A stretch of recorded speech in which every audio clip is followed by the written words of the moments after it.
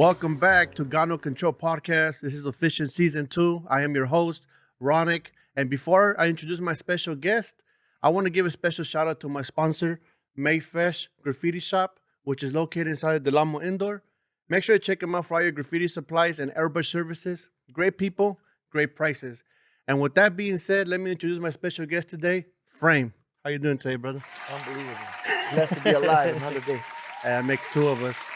I want to start by saying thank you for coming out and give us a little bit of your time to dig a little bit into the graffiti culture and your story behind how you got introduced and were part of the graffiti world in LA. I appreciate it. I noticed your interviews through Instagram and recognized a lot of the faces of the people that you had already come through. And I'm like, wow, hey, cool. So I started liking it, Yeah, liking the stuff, and we got connected, and here we are. definitely. And for those out there that will be listening to this that don't know who Frame is, can you kind of speak a little bit about who Frame is and where he comes from? Native Los Angelino, grew up on the west side when I first started doing graffiti. Yeah. Back when I was tagging in '83, really, I kind of like just started putting my name and my girlfriend's name up everywhere. Okay. And then when we broke up, I was into the whole DJing and disco and high energy music in the Yeah. '80s and promoting clubs like Florentine Gardens and the Casa Camino Real and all these other places. I was also heavy into breakdancing when I was in high school, and you know, growing up on the west side, at the end of the day, we didn't have any kind of like art programs or we didn't have any kind of anything. Okay. I just wanted to be a dancer, you know, A B-boy. going to clubs. Yeah, Yeah. exactly. Because it seemed like all the dancers got all the girls. Yeah. So to make a long story short, I met my girlfriend who became my wife, Patty Love, at Florentine Gardens. Shout out Patty Love. Yeah, and funny story about her because I used to always tag her name on my pieces, and a lot of people sometimes because I wouldn't sign my pieces, Okay. but I would always sign Patty Love, and a lot of people thought, "Man, who is this chick doing these pieces?" But it was hilarious. But Yeah. in any case, but yeah, I grew up in Culver City, West LA area. You know, and when she lived in Glendale, I didn't have a car at that time. I would take 3 buses, Yeah. and I noticed a lot of the graffiti on the buses and stuff like that. But the way I came into it was through breakdancing, watching Wild Style. Style Wars completely changed my life. Style Wars was actually the inception of my graffiti life. And what do you think about Star Wars is what you kind of gravitated the most to? Was it like the graffiti or everything in general? It was, it's so funny. I woke up in the middle of the night, and I don't know why I had it on PBS, but when I woke up, Style Wars was on. So I got kind Okay. of like the middle. Okay. And the music and the breakdancing. Then the stories of the graffiti and the stories behind the writers and the graffiti and Scheme and Cap and how they kind of like verbalized what they're completely different. Okay. Scheme was like, hey, this is something that's exclusive for us. Cap was like about more. It wasn't about the biggest and the most beautifulest. And there was just something about it that gravitated me to graffiti, and that's how I kind of like switched from breakdancing to graffiti. And you coming from an era in Los Angeles where, the movement wasn't kind of like New York yet. LA had its own movement. You How know, how was it gravitating to the New York style? it was weird because I don't know at what point in my life that I was like in the very very beginning. Fuck New York. I don't care about Hmm. New York. This is Yeah. L.A. West Coast pride, Yeah. right? And there was no rap. This is before way before rap beef or anything like that. It was just Okay. like, hey, I was just proud to be on the West Coast, a little San Heleno. And what ended up happening was on my way to excuse me, on my way back from Glendale. I Okay. was on the 200 bus, I believe it was, the Alvarado bus line, Yeah. and I ran into, Rick and Gio, and Okay. there was a third person with them, I can't remember who it was.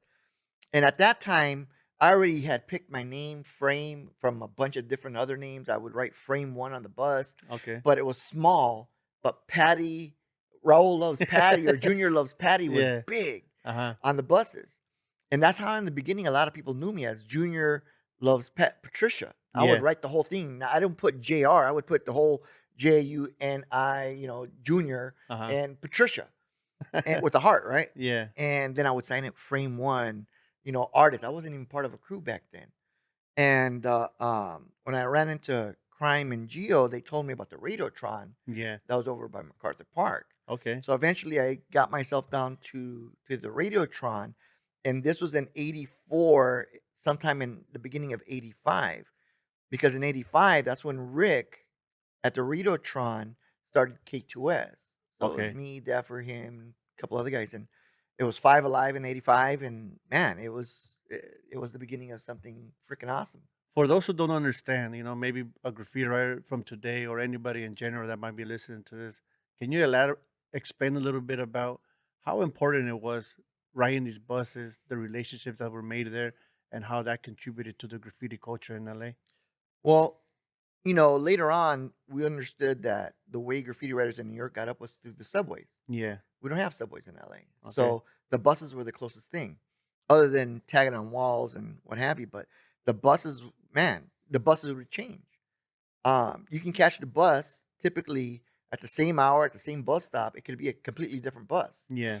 And if you leave your mark on it, and kind of like that was the game. Hmm. It's like, how many times could I write my name on a bus and run into it? Say, oh, I've been here already. You know what I mean? Yeah.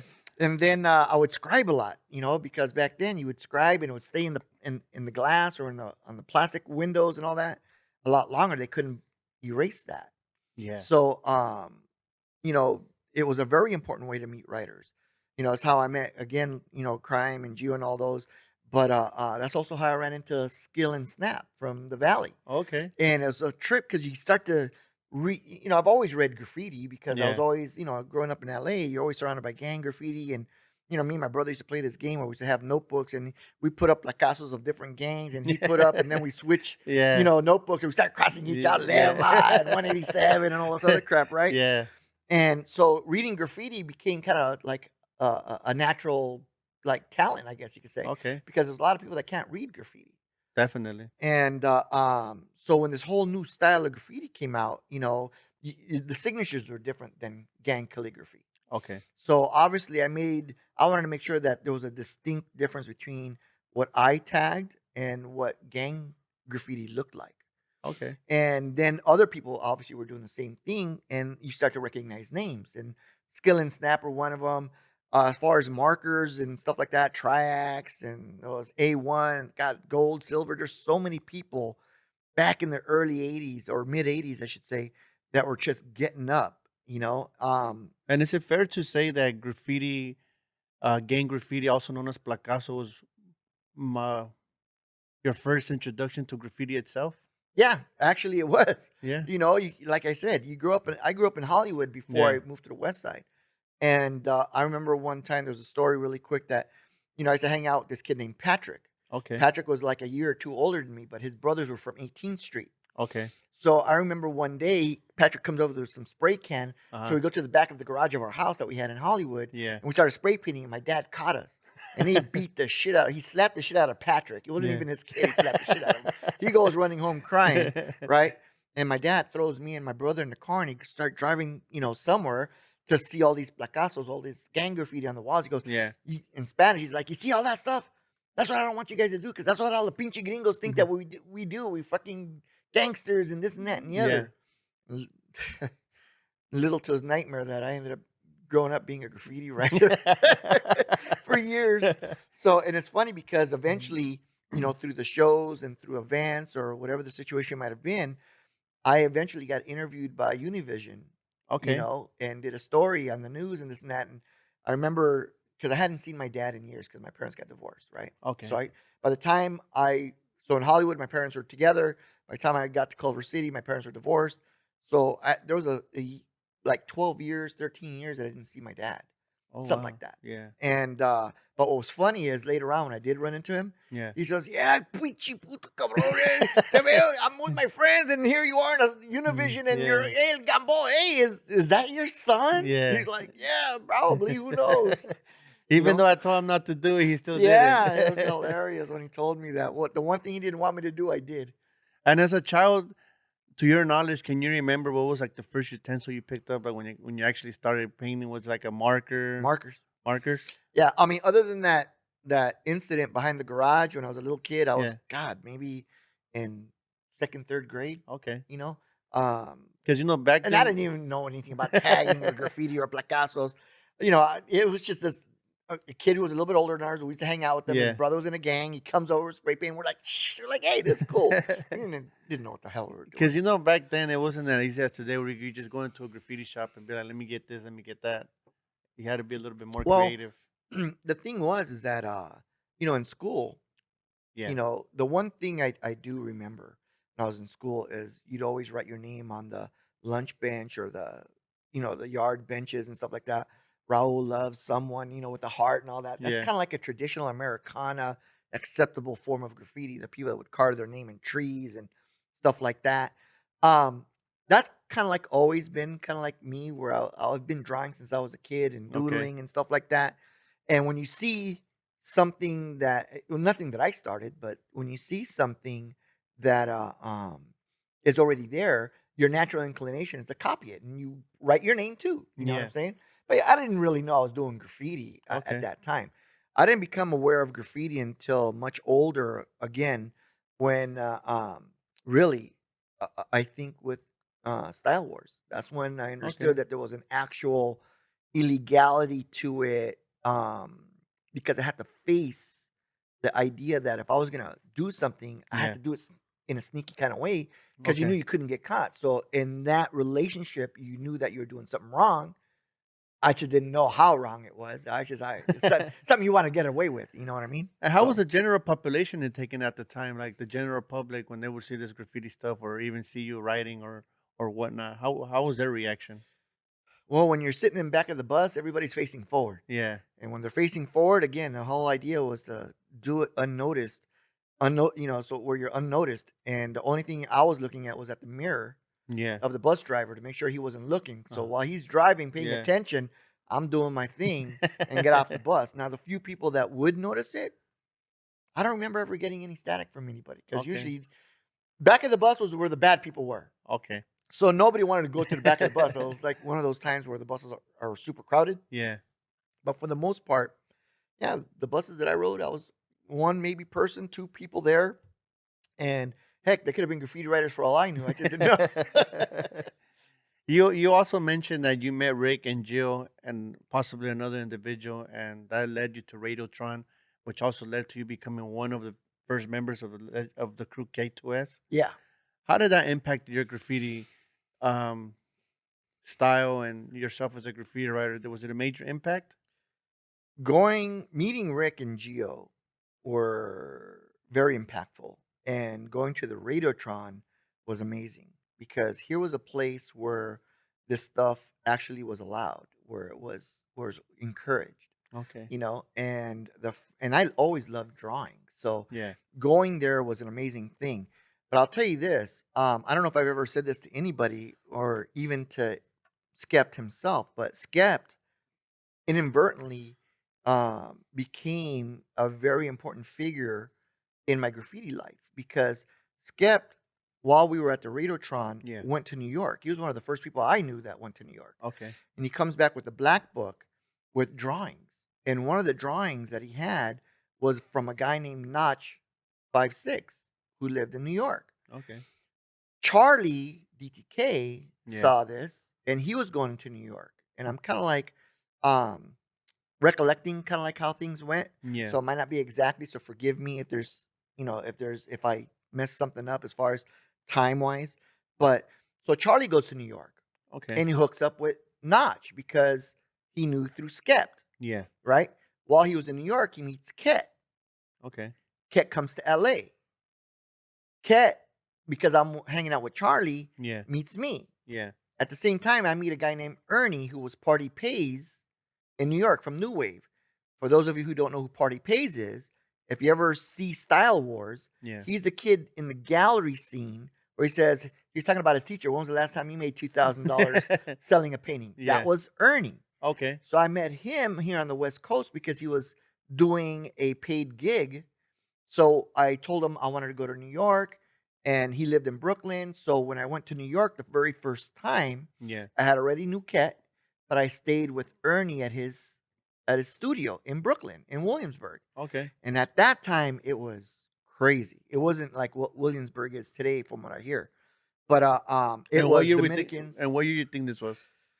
This was in 1989 or 90, 89, something like Okay, that. okay. But so I went there, and I remember I was on West Coast time, and they're 3 hours ahead, and I'm 2, 3 o'clock in the morning. There's these people yelling outside the window, Yeah. and he lived on like on the fourth floor or something like that. And I remember, the window was open because it was hot. I think it was summertime, and I was about to yell, "Hey, shut the fuck up!" Because they're screaming and yelling. There was this guy on a bike, Yeah. who ended up arguing with this guy in a corner, ends up getting up and shoots him and kills him. Right in front of you. Well, I was in the bed, not in Oh, front of me, but yeah, I yeah. saw it, right? I was like Yeah, tripping. So to make a long story short, I was like, "Holy shit! I'm glad I didn't say nothing." yeah. There was over some drug stuff. That's how bad it was, and that was like, "Hey, welcome to New York. Welcome to Brooklyn." And the other interesting thing that I found out about New York when I was there is that all the bodegas, here we have all these liquor stores, right, Yeah. with shelves filled with things. Over there, bodegas were fronts, I think, for weed, Oh, wow. because you walk into the store and there's pictures of all this stuff, and there's this big, thick glass, bulletproof glass, and just a window where you talk to the guy. And I guess that's where the weed sales were, but there was like no stores. And They how had some was stuff in it there, but and how was it being a graffiti writer from the West Coast and entering the East Coast as a graffiti writer? How was the ugh, it was acceptance from them? beautiful, bro. It Yeah? was look, it's like people who are Muslim, Yeah. who practice Islam, and they eventually from what I understand, they have to go to Mecca at least one time in their life. Okay. Well, being a graffiti writer, New York was the Mecca of Yeah. graffiti. And having the opportunity to go there and meet all of the people, most of the people that I've ever saw on Style Wars, Yeah. and get to paint with them and call them my friends and stuff like that. It was an amazing thing. Because from Awesome. there, it's like I hooked up with Ket. Ket introduced me to his group of people, CODs and TMRs, and God, the list goes on. It's just I met so many people in New York that pretty much it was like, hey, you're a graffiti writer. It's almost like being a part of a family. And to me, it's amazing because in all reality, you're an outsider. You come from LA. They don't know you like that, but they still took you in as one of them. Well, there was no beef, Yeah. and because I came introduced to them via reputable people, Yeah. they accepted me. You know what I'm saying? It's Yeah. like it's kind of like really it's networking and who at its finest. At the end of the Okay. day, that's really what it was about. And what was next for you after you came home from New York? So you go to New York and you come Uh, back. it was at the end of the day, it's really life changing because I wanted to go back, so I would go back at least once a year, twice a year, Okay. and just link up and meet more people and meet more people. Eventually, and I don't know if anybody else did it before me, but like in 1991 or 92, maybe 93, I Oh, can't remember the exact year. I was one of the first West Coast writers to be invited to participate in a gallery show in New York okay. with Kel and Mare and Ernie and Ghost and Strider, and there's just the Lee and all the Lady Pink, all of these graffiti writers that were epic, Yeah. from Style Wars and just in the New York City area. To be able to have a artwork displayed with them Yeah. was freaking awesome. And how was the emotion like walking in there knowing like I'm here representing the West Coast? Like how was the feeling? Well, it's I didn't feel like I was, even though, yeah, I was representing the West Coast. That's not the attitude I had there. Okay. I had the attitude of like, man, these are all brothers that do the same thing. We're all in it for the culture. We're all Yeah. in it to get up and to paint and to socialize. It was a social thing. It wasn't a it wa yeah, I guess I represented the West Coast, but Yeah. it wasn't always kinda, what I always get? Yeah. "Hey, man, palm trees," and, crazy things like that, and, Yeah. the thing back then was like, "Hey, it's Compton, really, man, you can't wear red, and you gotta be careful what colors you wear," and that was because of the whole, NWA and stuff like that. That was more of a conversation thing than anything else. It wasn't really anything. It was just sharing information, sharing time, sharing paint and walls, and just really having a great time. Great. And you being around these individuals who are great graffiti writers and also your peers in LA, what does a good piece look like? A good graffiti piece look like to frame? You know, I was in on all of it. To Mm, me, the most important thing, first of all, in my opinion, a yeah. graffiti writer is someone who bombs, who does graffiti illegally more than he does it legally. o- Let's put it Okay. that way. Back then, there was no like, I want to be in a gallery, I want to make money at this, even though, it would be great if we did. But to be a graffiti writer is always about letters, Okay. and I wasn't the greatest of styles when it comes to letters and stuff like that. My thing was big, colorful, and technique, making sure the pieces were clean. Eventually, hanging out and being influenced by different people like Dream, SMD, rest in peace, and Charlie, and several other people, style came naturally, just started happening in my Okay. pieces. It's funny that there's a lot of people out there that would obviously put my pieces down or whatever, call me a toy, whatever. Didn't really matter, to be honest with you, as long as I was up more than them. You know what Okay. I mean? But at the end of the day, probably some of the best compliments that people can give me, which wasn't a compliment on their end, was, "Man, your shit looks like Dreams," or "Your shit looks like Charlie's." And really, I'm like, "Well, thanks, Serge." I'm like, "Thanks a lot, man. That's a compliment to me." Yeah. I'm like, "It must be working then." Yeah. But and that's the thing about graffiti for me. I didn't want to be stale or stagnant. I could mimic people's styles, and depending who I'm painting with, I want to vibe off their style and make it very, similar. Like, hey, you know what? These people have been painting together all the time, but I'm always trying to get better. And I discovered that when you hang out with younger people, because I'm 56, Okay. and being able to adapt and change and be more contemporary with the times, because there's a lot of graffiti writers out there that really haven't changed their style. They O- haven't changed anything, and Okay. it looks very dated. And I didn't want to be that way. Okay. I would try relatively hard, but for me, what is a good piece? Something that's executed well. I mean, it's kinda like beauty's in the eye of the beholder. I can't say anybody's better than another. 2 great examples, man, you got Dream, both Dreams, one from Oakland and one from here from Carson. They're Yeah. both freaking awesome. Similar in certain ways, but very different in others. Okay. They're both Filipino. One's Mike, one's Robert. But man, these guys were incredible influences. You know what I'm saying? On a lot of people. Dream was a big influence on me. Another now that was back then.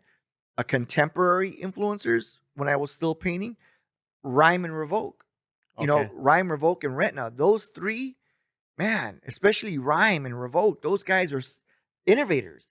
And by hanging out with them and being able to paint alongside with them, really got my juices flowing to where I wanted to become better. I wanted to be more contemporary.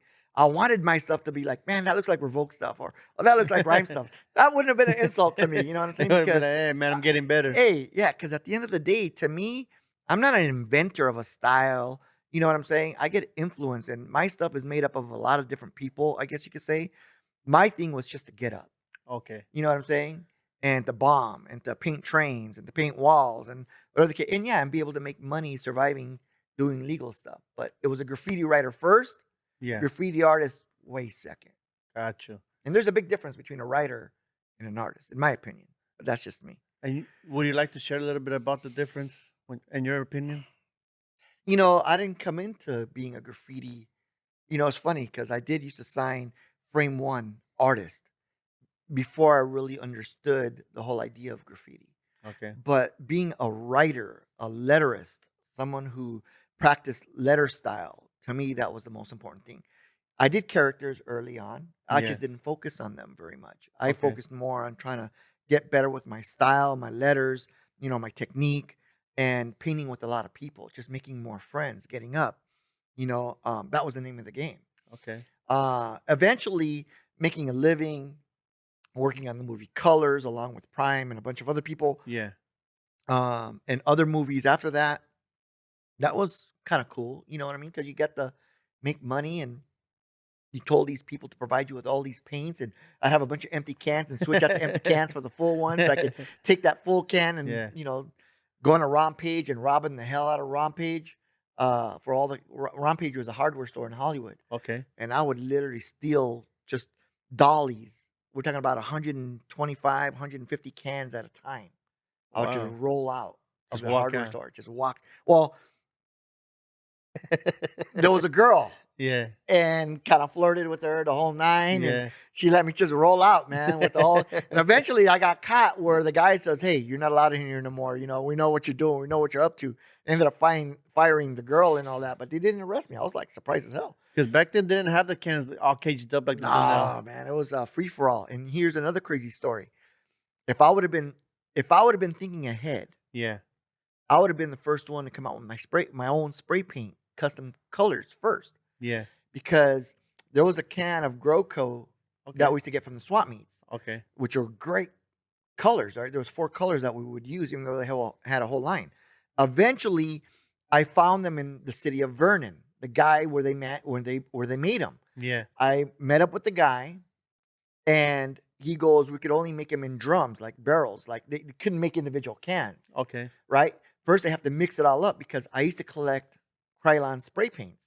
So I Okay. used to get the paper wraps of Krylon, Yeah. and some of them had on the cap a Okay. little paper label of the formula of all the pigments that made up that color. So Okay. I took this can to this guy. He goes, "Can you make this? Can you duplicate it?" He goes, "Yeah, I can do it."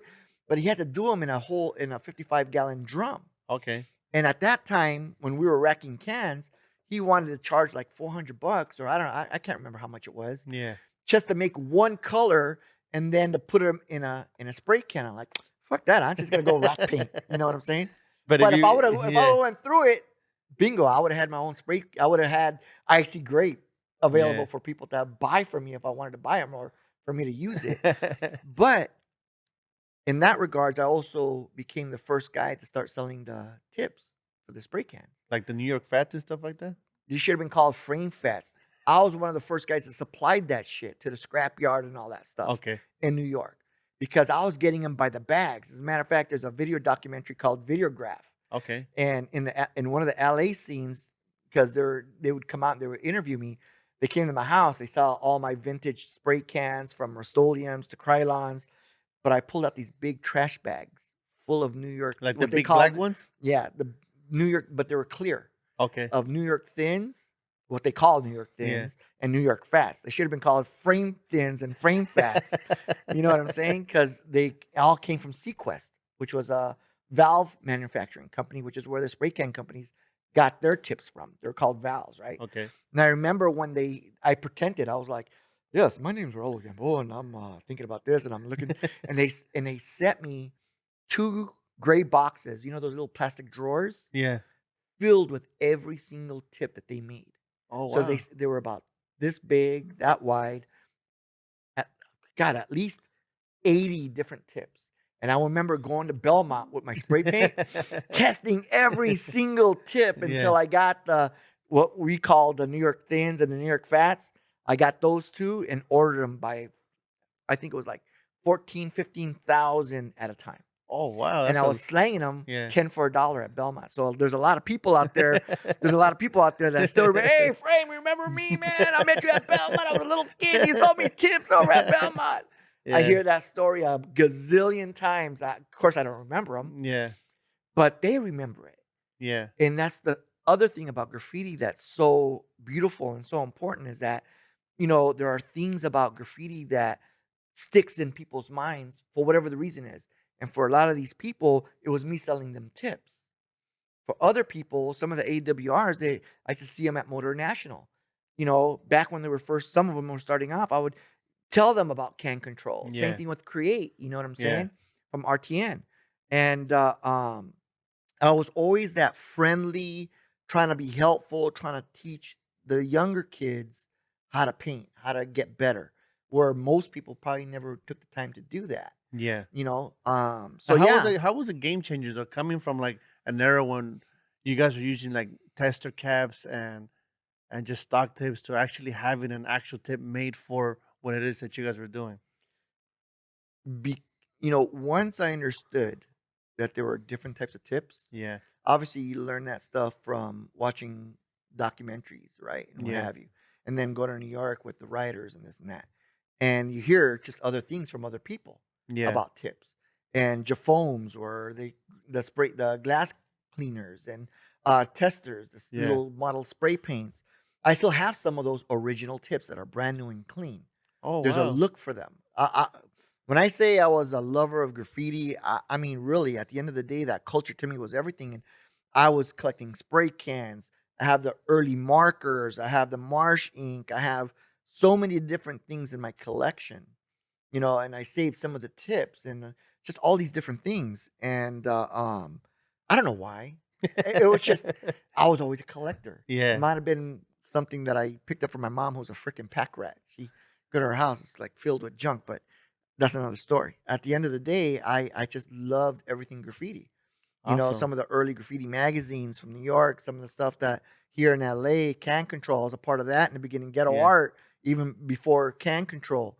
Um, the beautiful thing about me and graffiti, I should say, is that because I got along with just about everybody, I got to hang out and paint with some of the best in different eras of graffiti. That's So in the awesome. early 80s, 90s, it was Charlie Dream, Risky, you Yeah. know, obviously bombers like Miner, Chase. Um, you had so many, God, Sir and Whisk, and there was the whole FB, IFK, just everybody. I associated with a lot of people, got along with them, painted with them. It was just a beautiful thing, and probably one of the most beautiful people on the planet that you can meet with and paint. One of the nice guys, Tempt, STN. Yeah. God, That's Jack, so many definitely of them, amazing and beautiful that you guys were all able to just get along all and because of graffiti. and enjoy this thing that was called graffiti that you guys would do. To this day, having long life friends that started because of the graffiti culture and still just developed into a brotherhood, a familyhood of people that you still stay in touch with, even though you don't see each other as much or paint. But the moment you do see each other, it's like, man, it's like starting off where you left off. It's like a brotherhood. It's like family. You know what I'm Yeah. saying? They'll welcome in my house as much as I am in theirs. So it's And it's a beautiful thing. that's one thing that I express in this podcast, Gano Control podcast, that I feel it's beautiful how as graffiti writers we don't see nobody by this color of their skin. We just relate to each other by, hey man, I like your style, hey, you're dope, and boom, just start hanging out. Dude, I don't know of any other, maybe skateboarders, Yeah. maybe surfers, something like that. You're talking about those type of sports or cultures. Graffiti is one of those where, especially now with the computer age and you can Google people and all this other stuff. You know, I remember when going to Washington D.C. after seeing a newscast about how there was a snow blizzard and there was this cop that pulls out a gun on all these people that were having a big giant snowball fight. I Yeah. was like, dang man, I've never been to Washington D.C. I never seen the snow fall from the sky. I never been in a city where it snows because we live here in L.A. Yeah. So I'm like, shit, man. That was on a Tuesday or a Wednesday. I bought my ticket on Thursday. I was there on a Friday or Saturday. I can't remember what day I landed, but I remember landing and not knowing no one. So I called my boy Ket, anybody here in Washington, D.C. He hooks me up with someone who hooks me up with someone. And next thing you know, my phone is ringing off the hook of, yo, you're in L.A. Yeah, we Googled you. You can stay with us. We can paint with us. Yeah. Washington, D.C. was filled so high with snow, you couldn't even see the cars. Yeah. But here's the trippy part. So people accepted me. I ended up staying in this house. And the houses there were kind of trippy. They're like 3 stories. They're like skinny Yeah. and tall. Yeah. So I stayed like on the third floor. They gave me my own room. We went bombing. They hooked me up with the paint. Washington, D.C., the writers there, man, they were freaking awesome. And they treated me like they've known me their entire life. And that's dope. And what's a trip is this. So the day before I left, they Yeah. told me about a graffiti show in Crystal City. Okay. It was R16 show. No, excuse me, I take that back. It was, oh my God, I can't remember the name of it, but there was a show and it was graffiti writers and artists from all over the world. They Okay. had taken over 4 floors of an abandoned building. Okay. So they took me over to go check it out. The curator or the person who was in charge of it Googles me and said, "Hey, would you stay and paint one of the rooms, one of the couple of walls?" I like, Yeah. damn, I'm leaving tomorrow. He goes, don't worry about it. I'll change it. I'll pay for the difference. So he gave me the paint. And I painted there. I was there for another 2 days, 3 days, and they were gonna have the opening in a week or two. I remember I had to leave because I had just enrolled in Pasadena City College to take some art classes. So I came back to LA. I go, hey, don't drop me out of the class because I got to go back to Washington D.C. for an art show. And I went back to Washington D.C. and it was this big ass art show. It was beautiful. Yeah, You know what I'm saying? that's amazing. But yeah, man. But that's what happens with graffiti. The point was is that people don't necessarily need to know who you are. They just not. I guess if you're cool and you're down to paint and Yeah. you did something, hey, they invite you into their house like you're a family member. I know you mentioned you said they Googled them and you come from an era where graffiti wasn't really part of the internet because the internet wasn't around yet. Do you think it was a good thing for graffiti, the internet, or do you think it was a bad thing? It's both. You Okay. know, everything has its devil and angels. You know what I'm Mm, saying? And Style Wars was probably one of the most instrumental reasons why graffiti's around the world. Mainly because of the kids who pushed graffiti who are now adults, right? yeah. But Style Wars had a huge impact on me more than anything else. Other than that, the internet, I would say, had a bigger impact and Okay. more descriptive in detail impact because now you can see images from all over the world where before in the 80s people would send photos back and forth to each other Through the mail. through the mail. You know what I'm saying? And Charlie was a part of that. Power was a part of that. There, matter of fact, there was this whole group called the Photo Kings, Yeah. and there were members in different parts of the world, from Germany to New York, LA, and they were all trade photos. And that was the way things got seen, was through these magazines, publications, Yeah. these little homemade magazines that people made. You know what I mean? It's The internet crazy. obviously killed all that, Yeah. but it also opened up the doors because now anybody could upload photos. Now it's flooded. You know what I'm Yeah. saying? It's like trains back in the day. Before you could find a freight car that had no graffiti. Yeah. Now, shit, man, finding a virgin car that has no graffiti, that's like a big old hard on for graffiti writers. Like, I'm gonna get that. So Yeah. at the end of the day, yeah, it's funny how things like that just evolve and change, and it's cool. And do you still keep your eye out to this day? Like when you're riding around or taking care of business or errands, you still take a look It's at like graph? air, bro. You can't. It's just automatic. I don't think about breathing. Yeah. Just like I don't think about graffiti, but I'm always looking for it. Somehow, one way or another, I'm always spotting it. And then sometimes when I'm stuck in traffic Yeah. on the freeways or wherever I'm at, I'll see something pretty dope, like at a bombed freeways. If I can, I'll take different pictures or video of it just to keep it just for myself Yeah. because you never know who this kid might turn out to be. And you know, I wish you know um, the sophistication of cell phones Yeah. probably would have existed. It's a double-edged sword because people could rat you out, obviously a lot quicker, call the cops on you. Yeah. But man, to be able to have photographs of my early stuff, like one of the first pieces I ever did, which is a bubble letter thing. It said junior because I used to write junior. Yeah. Was behind the car wash on Robertson and National in West LA near Fairfax High. Okay. I remember it because I still got the sketch of it. And the reason why I did it on that wall because there was a girl that I liked that lived in the building on the other side, Mhm. and I wanted her to see it. Yeah. And I never got a picture of it, man. But man, that was my very first in 1983 Yeah. piece that I ever did. Junior. Junior, it's a junior JR. piece. Junior.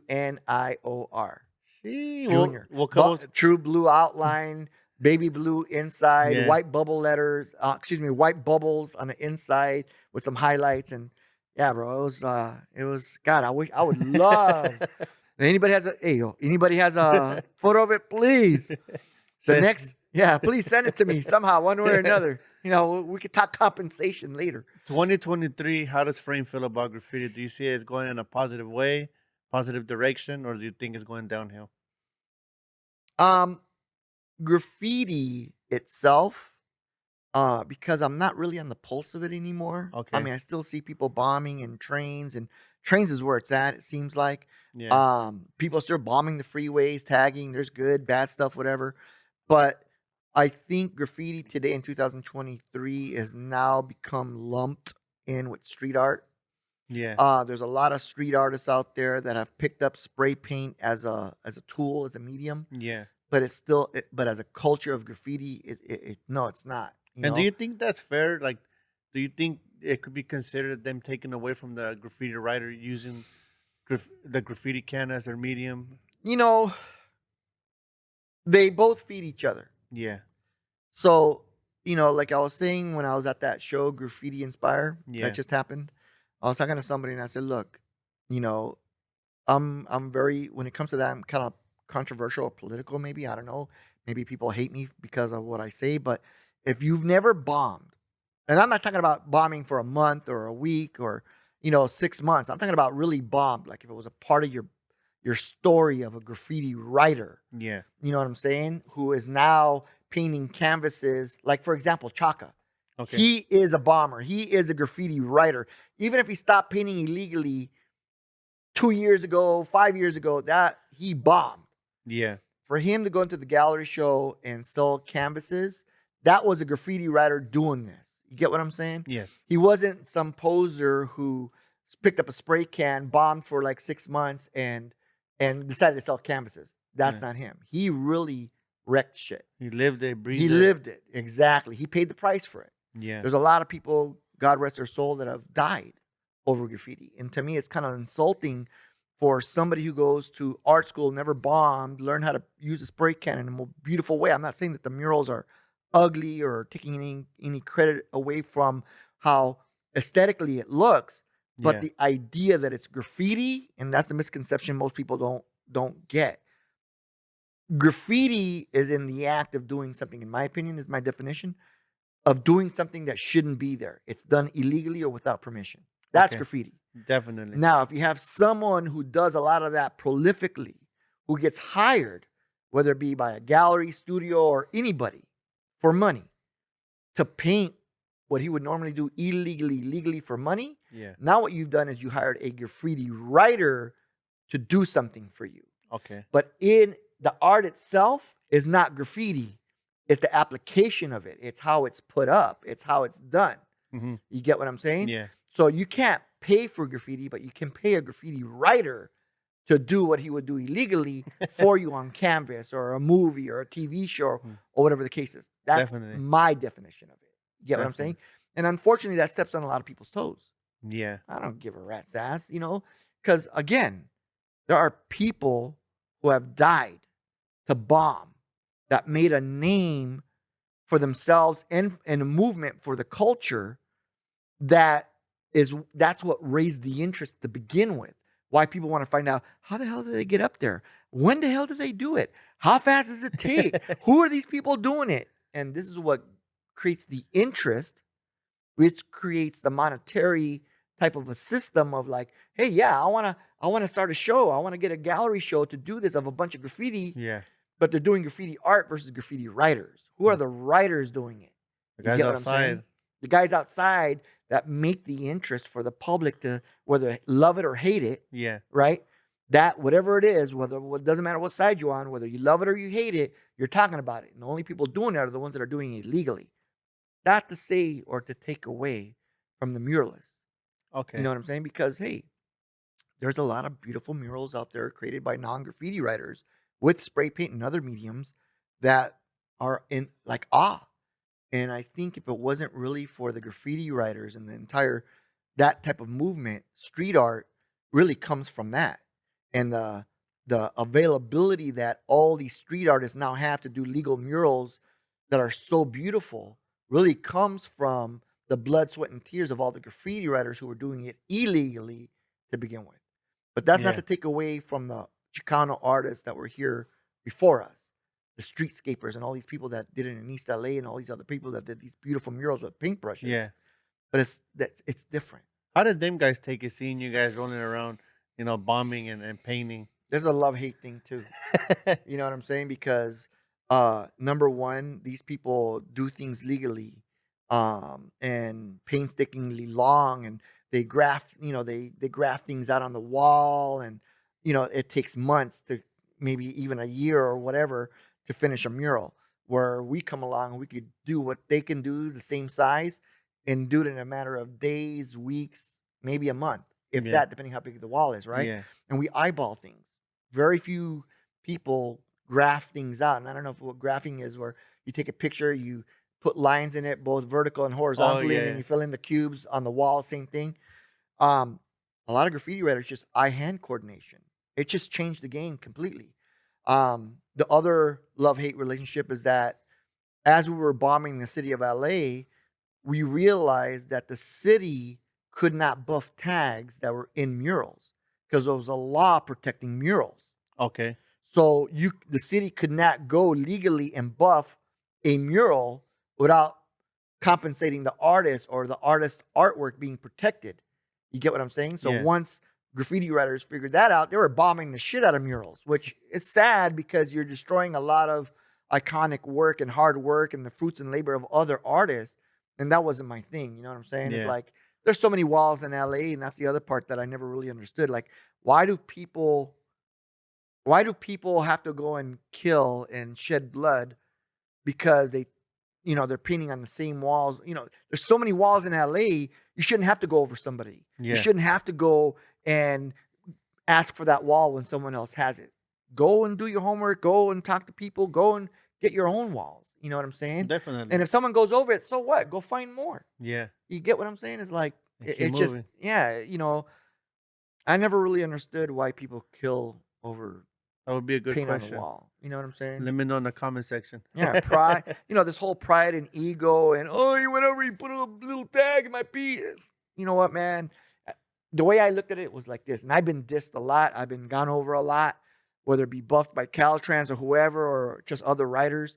Once I got my photo of it, I didn't give a rat's ass. It belongs to the world. It's no longer Yeah. me. You know what I'm saying? It's like that turtle that lays eggs and then goes back into the ocean. Fuck it. Hey, it's on you, bitches. You make it to the ocean, it's you. If you Yeah. make it to last a day or you make it to last a month or a year, hey, more power to it. Yeah. But at the end of the day, once I got my photo, I really didn't care if it lasted 2 weeks or a month. You For got the your most part, I got you my photo. As a matter of fact, shit, destroy it right away because I'm the only one with the clean photo of it. I don't care as long as I'm up. And all these years, all the years that you devoted as a graffiti writer and painting graffiti, is there anything that you might think that you regret not doing or doing? It's funny because there was a time where me, Charlie Power, Dream, uh, we would always think of what could we paint that's never been painted. Okay. And the world's longest limo, a Cessna plane. I remember me and Charlie with Dream. We were in the middle of Carson. Yeah. There's, it was somewhere near Carson. I remember it was a foggy ass night. Yeah. And there was these 2 engine cars parked in the middle of the city. I mean, literally, it was street traffic where you could see us. Yeah. And we did a top to bottom engine cars. Yeah. Everybody was painting the box cars. Yeah. But at that point, no one had ever done a color piece On the engine. as far as we've ever seen on the engine cars. So Charlie did a whole top to bottom, end to end on an engine car, pretty much on the flat surface. And while he was finishing up with that, I jumped on the next one because there's 2 of them. Yeah. And I did a quick nacho piece on the other one. So just being able to do things. And there's one thing that I don't know if I really want to mention, but the one thing that I always wanted to do that I never got to do on a foggy night because every time I went, it was gone. Yeah. It was the gondola of the Okay. Goodyear blimp. It was parked in Carson right off the Yeah. 405 freeway. Still there. Oh man, I've been dreaming to do that. That would have been the shit. But man, I have a funny feeling I would have caught a case on that one if I would have done it. But yeah, that was the one thing I always wanted to do, but never got to. Every time we'd go and show up, it was gone. Yeah. Or it was just, it wasn't foggy enough, so that way you couldn't get caught because you had to run across from the freeway, hop over the fence, And run across the field, do something, right, Yeah. and then get out. Yeah. So And that's a toughie right there because I'm familiar with that section of the freeway, and that's a good run from the freeway. yeah, to man. the... So but things that I've never done, God, you would think I have a list of things, but I have never painted in Europe. Thank God for the Seventh Letter and KC and the AWRs and MSKs. They invited me to go to Korea with them. Okay. There was like 20 something of us that went to Korea for this art. That was the R16 show in Korea. Okay. It was a breakdance show, and they paid for our flights. They paid for everything, and Oh. man, that was one of the best trips I ever had in my life. I learned a lot in that trip. Let me tell Yeah. you about people and about things. But man, it was an amazing trip. Thanks to all the seventh letter guys and Shout out Casey them and everybody. for coming through for Yeah, frame. man. You know what? They showed me a lot of love, good people, and yeah, you know, listen, graffiti graffiti has been a door, a pathway with a lot of doors that I've walked through. Imagine Okay. a hallway with a bunch of doors, Yeah. walk in, walk out, walk in, walk out. You know, and from I've met people that are not famous to very famous people. I've done things where I painted things for people that I never would have met.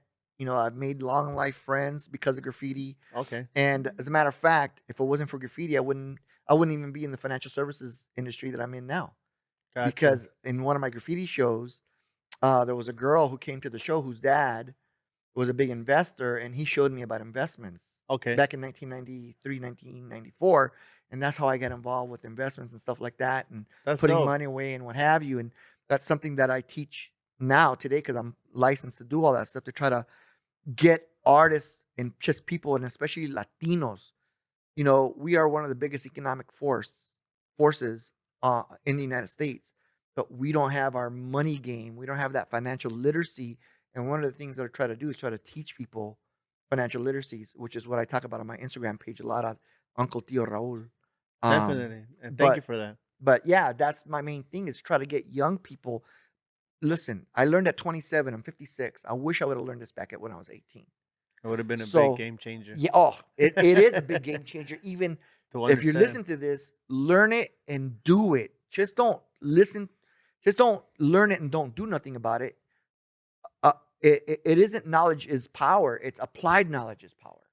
Okay. And that's the same thing in graffiti. It's kind of like imagine if all the things, if you had all the accessibility to all the best writers and what they can teach you, and you never did nothing with it. Same thing when it comes to your money. Learn these things because the information is free. It's available. It doesn't cost anything. You just have to apply it and understand it. So if anybody Definitely. has any questions, I'll teach them for free. It's not a big deal. But at the Message end, frame on Instagram if yeah, you're interested. Uncle Tio Raul. All one word. Don't worry about the hyphens. And But for any child kid out there that might watch this interview or is just at home and he's deciding to get into graffiti for the first time and he's gonna take that road, what would you tell that kid? don't. Listen, I have two kids, 25 and 21. Okay. And never in my life have I ever pushed them to do graffiti or encouraged them to do graffiti. You know what? I did it. I have my reasons why I did it. It's another long story of why I did it. I came from a broken home. My dad was an alcoholic wife beater. My mom used to tell me I was a product of rape and wishes I was never born.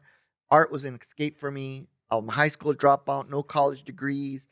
But I'm fortunate to be here today. Every day that I wake up, every day I'm blessed to have another opportunity to touch someone's life in different ways, whether it be through financial literacy or art or whatever the case may be. But honestly, let me tell you, whatever it is, you know, young people, whatever, art is a very finical thing. It's a luxury. And you know, it's kind of like you really have to set yourself apart, network with a lot of people, and come in on time, communicate well. That's probably really, really important more than anything else because the people that have the money want to know that they can communicate well with you back and forth so that you can get their idea, artistically come through so that you can get paid. Yeah. If you're fortunate to be able to make art and sell it and you have people who want to buy your art, great. But man, me, I was very fortunate. Yeah. I never considered myself to be the greatest artist or anything like that. There's a lot of people who's I'm a part of their art collection and what have you. And I love to paint. You know, Yeah. even to this day, I love to paint. Whenever I go out of town, you know, I try to meet up with the local writers and go paint with them and go do my thing. Without incriminating myself, yeah, I still love to paint, you know. Yeah. But at the end of the day, it's not what I focus on anymore. But for Okay. someone young, you better think of a way to make money because art, you better have a backup plan. You know what I'm saying? Because I was fortunate to be able to make money, you know, through art, but I Yeah. kept my budget really low. I put away a lot of money. Whenever I would make 10 grand or whatever I made, I'd live like on $1,000 a month in case I never got another job for the next 10 months. You get what I'm saying? Yeah. And living in LA, it ain't cheap, man. In Southern California, it's expensive. For me, my personal input on that, any kid out there that's gonna start painting graffiti, try your best to come up with a unique name. As hard as it sounds, easy, but it's extremely hard to come up with a name that nobody's using. So Yeah, and that means something. You know what I mean? yeah, don't go out there and be like, I'm hey, surprised. I'm gonna call myself Chaka today, and I'm gonna go paint everywhere because it doesn't work that way. That's a trippy thing because I've known a couple other frames. Yeah. There's one in Europe that actually started here in LA, but now he's in Europe somewhere. And what am I gonna do? Go beat him up because he's? I don't give a rat's ass. Just make sure you represent the name really good, Yeah, right? yeah, But at the end of the day, yeah, you got to recognize. Hey, you can't go around writing rhyme, or revoke, yeah. right? But or chaka, like you said, right? But at the end of the day, making art is feast or famine. It's so true. You Definitely. got to be very specialized, and you got to be good with budgeting your money. That's really the point. Other than that, being an employee in most cases never pays off. It really You doesn't. got to be an owner of something, invent something, do something. And if you happen to be an employee at somewhere, make sure you put money away. Think long term. That's always the message that I give young people today. It's hard to talk just about, maybe if I was just doing graffiti, Yeah. my message is, hey, learn to budget yourself. And I couldn't tell you about investing and stuff like that. But now, because that's what I do for a living, trust me, I know exactly where you should be putting your money and for how long and why and how much and all that stuff. But back then, I didn't have those things, those Yeah. resources. So before we get on out of here, brother, is there something you think the graffiti world should know about frame? You know what, man? I every time when we have these conversations Yeah. about graffiti, I get the old passionate frame comes out. Yeah. And I've painted a lot of different names. Not Nacho is one of the other ones that I've Okay. painted, and it's so funny that sometimes today some people think Nacho is a whole different kind of guy, but me and Nacho were the same person, Yeah. and the only thing I think is that what I appreciate everybody that's ever come into my life Okay. through graffiti, whether it was on a friendly tip or not so friendly tip. And quick story: Test, who passed away not too long R.I.P. ago, just had his anniversary when he passed away. But interesting story: that graffiti show that we were talking about earlier that I had done with Carmelo back in 1988, Yeah. over at the LA Photography Center because of Glenn Avila, who was the director of that through Okay. Cultural Affairs. Um, During that show, Test had came with a guy from a rival gang that was Okay. the rival of Rockwood. And back then, I was hanging out with all those guys from Rockwood, right? Yeah. So, interesting story. So, he was this big black guy. Yeah. And what was a trip is fast forward 20, 25 years into the future, this big black guy comes up to me in Hollywood during a graffiti. And he goes, "Yo, are you Frame?" I go, "Yeah, what's up?" And I put my hand out to shake it. "I don't want to shake your hand. You fucking remember me?" I go, just take a step back. I'm looking up at this big black guy. No, I would remember a big angry black guy, right? Yeah. He goes, "Oh, you remember me?" I go, "No, I don't remember you." And I'm there with the TKOs, by the way. Okay. And I go, "No, I don't remember you." He goes, "No, I know you remember me." "Bro, I don't remember you. And whatever I did, I apologize." You know what I'm saying? Yeah. And by this time, the TKOs kind of like surrounding him. They're like, "Yo, Frame, everything cool?" I'm like, "Yeah, everything's cool so far." And he goes, "I know you remember." I go, "Bro, I swear, I would tell you if I remembered you, especially if I did something bad to you, I would remember, right?" Yeah. I go, "Tell me what I did." He goes, "Dude, you kicked me out of your show." I go, "What show?" "The first show in 1988. I go, "What did you do?" "I didn't do nothing. I was just there with this guy from blah, blah, blah gang." I go, "Oh, there you go. I didn't kick you out because you did anything wrong. If anything, I asked you to leave You prevented a bigger from issue. you being killed or being beat up or war." You know what I'm saying? But the point was, here's this guy for 25 years, going back to the beginning when I sell tips to people. "Hey, Frame, you remember Yeah. me?" Yeah. Blah, blah, blah. This guy had a negative encounter with me, Okay. and it stuck with him for these 25 years, and he had all this animosity. Yeah. And I apologized to him. I go, "Listen, man, I remember asking a couple of people to leave. You were probably one of them because I wasn't kicking you out because I was being an ass. I just didn't want nothing to happen to you because I don't want these guys to It would fucking stomp on you." it would have been a bigger issue than what it Yeah. was. And what was crazy about after that incident, right, is that we became the best of friends. That's dope. You know what I'm saying? We turned something negative into a positive, and we were into BMXing and all this other stuff together. You know, we got on these um, BMX rides and stuff like that. But you know, that's what I mean about graffiti. They Okay. come into your life. Most of them were all good stories. There's a few of those negative ones, but it turned out good. You know Awesome. what I'm saying? Yeah. And as far as I could relate to that same situation. I've met people through graffiti that I'm just like sometimes sit back and be like, damn, crazy moments. But before I get on out of here, brother, I got one last question for you before we get out of here. What was the thought process going into throwing one of the first graffiti expos out here in LA? Man, that's gonna be another hour's worth of conversation. But real quick, what happened was Jim Prigoff, rest in peace, came to LA. He was the guy who did the spray can art book. Okay. And when he came to the Raidertron, and I was one of the guys that took him on a tour because I knew where all the graffiti yards were and all this other stuff. Yeah. So we became friends. He had this idea where Spark, which was this art organization with Judy Vaca over in Venice, Yeah. by Venice Beach, they wanted to put together this art show. To make a long story short, that ended up falling out of the box and didn't happen, right? Yeah.